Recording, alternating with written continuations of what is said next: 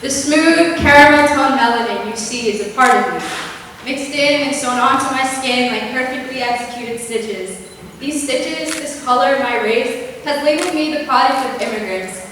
But what you see, my physical appearance, is simply a piece of the bigger puzzle, the greater picture that I am.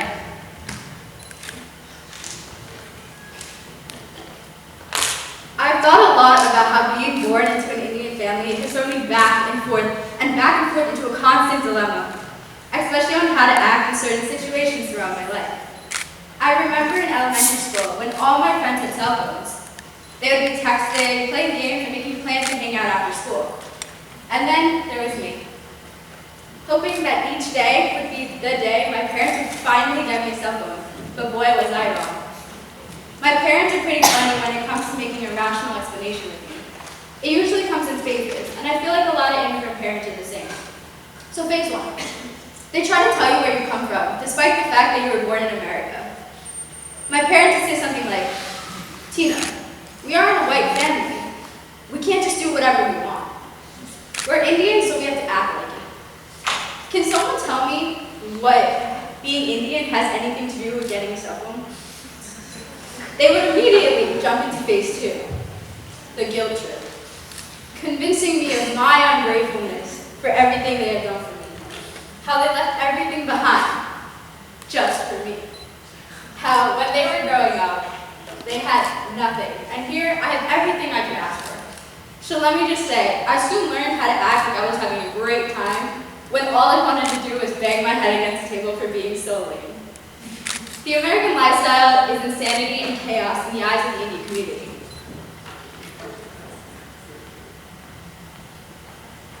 Lacking many of the values and morals Indians hold so dear to their hearts. For me, that meant no playdates, sleepovers, hangouts.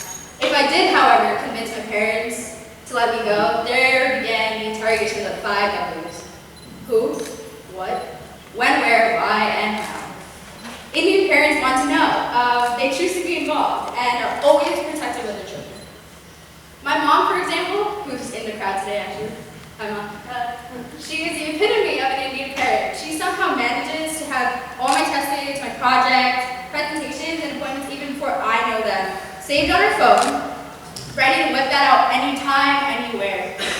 And mind you, that's on top of her job, my brother, and her life. I couldn't tell you how she does it. Indians, however, idealize America, for it is a dreamland of opportunity. It is a goldmine of possibilities and freedoms unknown to those of an Indian. For in India, the job options for a woman growing up, as when my mom was growing up, were basically teacher or housewife. But guys, now, I can choose becoming an engineer, a doctor, or a lawyer. The possibilities, endless. I don't know how I'm going to make up my mind. But seriously, these limitless freedoms of America scare us. They scared my parents because their own parents were so grounded on staying on the straight, clean-cut path that was dug out for them to follow. The path to inevitable success, to a stable job, to a family, and in the end, to social happiness. To put in work now in order to relax later. My parents don't want me to deter from this path, just like their parents did not want them to. There is no time to experiment or explore the different streams that flow in and out of this path of success. So, as a good Indian girl I was raised to be, boys were definitely off limits.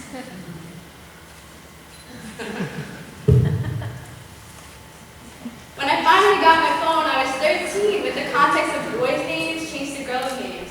Alex would be Alexis, and John would become Joanna. Yeah, I thought I was pretty slick back then.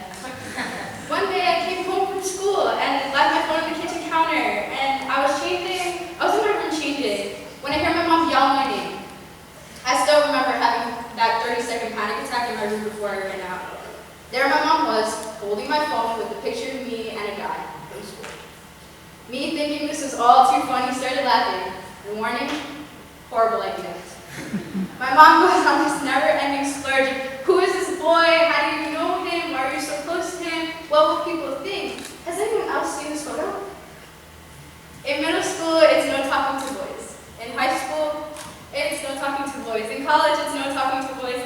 And before you know it, you're in your 20s, and it's time to get an arranged marriage to a nice Indian boy, and at this point, you're like, what are boys?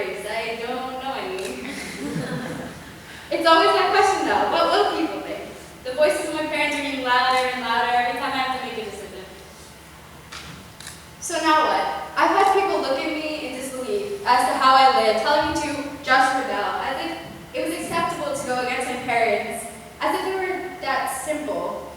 Indian culture is purely community-based, meaning my life is keenly observed by other Indian parents, uncles, grandparents, you name it, I'm being evaluated all the time. It's funny how things work, really. I could be anywhere, and if my family sees another Indian, who could be a complete stranger, mind you, we all act like we've known each other for years and our problems are the same. So we either smile, wave, or even engage in an hour-long conversation on like where in India we come from, how old our kids are, or where we work. Every couple of months, my grandma, a tiny 4'9" Indian woman, would embark on a trip from New York to India alone. That's 18 plus hours, 8,395 miles alone, with little to no armory of English to guide her. I can't even make my way to the schools of this all properly sometimes. So one time when she came back from a trip, I asked her, how do you manage to find your way, not get lost, and still come back in one piece? To which she responds, oh, I have a game plan every time I have a flight. Basically, as soon as we dropped her off at the airport, we made sure she got through the preliminary steps of checking in. She would scan the chaotic crowds from travelers searching for a travel companion. Someone else who's Indian, of course, which is pretty cute. And she and the other individual would make their way through as a unit throughout the entire journey, exchanging stories and memories of their lives during the flight. And before they went into their separate ways, she would take their numbers down and keep in touch with those connections she made that she formed during these trips. However, this past October, my grandmother, the most beautiful, pure, and religiously devoted woman I knew, was gone. One word, cancer. The rapid multiplying of cells inside a tumor, inside her frail, poor body, pained her every waking moment, every breath. On Wednesday, October 5th, 2016, she could no longer hold on. Just a couple weeks ago, we got a phone call from an unknown number. The woman on the other line introduced herself as a friend of my grandmother's. My mom, assuming this was another call for condolences, just waited online listening. The woman proceeded to say, "Where is Rachel?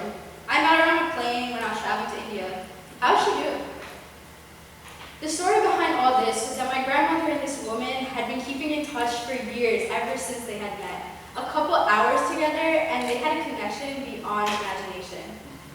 But how can she be gone? I can no longer hear her loving voice advising me, telling me that everything will be okay, that I am the most beautiful girl. I can't wrap myself around her, press my lips onto her soft cheeks to give her the kisses she always asked for. I still feel her presence, watching me develop the thread.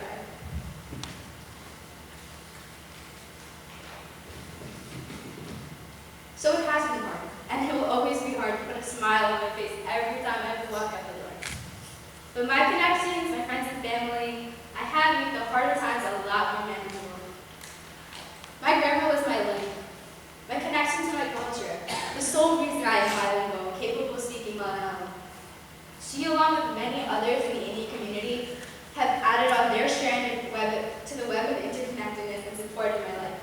Somehow, all of us as Indians in America feel connected as a whole entity. Intertwined by our cultures and traditions, we decide how much of us must be Indian, or the better question may be, what percentage of us must act like we're American in order to fit in here. But to me, it's not about fitting in here. It's about being able to feel like myself wherever I am, wherever I go, comfortable and accepted around people. Like I said earlier, I realized at a young age how empowering communication and connections to people can be.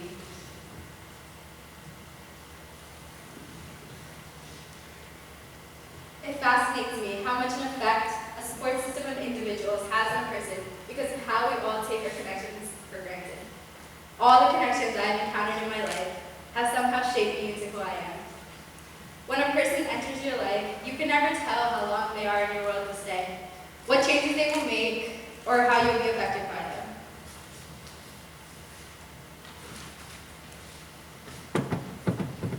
Piece by piece, section by section, we put our lives together much similar to putting a puzzle piece together. In the beginning, it's all trial and error. There will be moments of utter frustration and boredom pushing you to give up. Instead, just take a deep breath. Know that the pieces are all there, and the more ways you put them, the more connections you will make. Know that the connections in your life will only make the task easier, so with open arms, accept that help. And soon the bigger picture can be seen and the images come together to form the overall vision of your life. With the words of Ruby Carr's poem, Balance from Milk and Honey, I want to say thank you to the universe for taking all that it is given and giving me all that it is giving. Being an American girl with Indian roots has blessed and guided me to focus on a path to look for success in the future. The culture is a part of my identity, my morals, my soul for that very matter. I can try to cut these strings, these boundaries, these differences. Oh, what is it?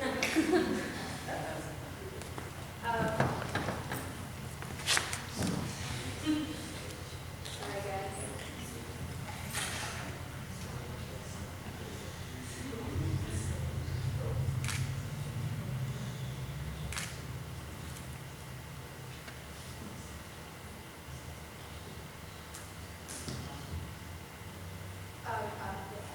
Yeah. More up. That last slide, 60. Thank you.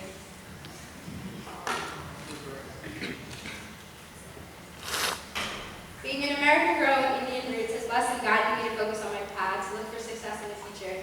The culture is a part of my identity, my set of morals for that very matter.